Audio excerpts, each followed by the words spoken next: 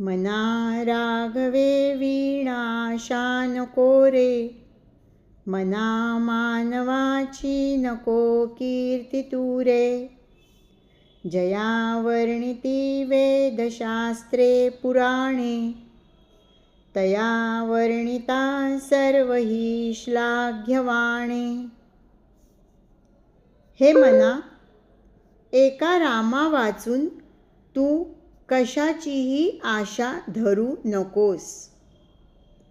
स्वार्थासाठी कोणाही मनुष्याची स्तुतीही तू करू नकोस. वेद, शास्त्रे आणि पुराणे ज्या ईश्वराची स्तुती करतात त्याचीच स्तुती करणे हेच योग्य आहे, हे तू लक्षात ठेव.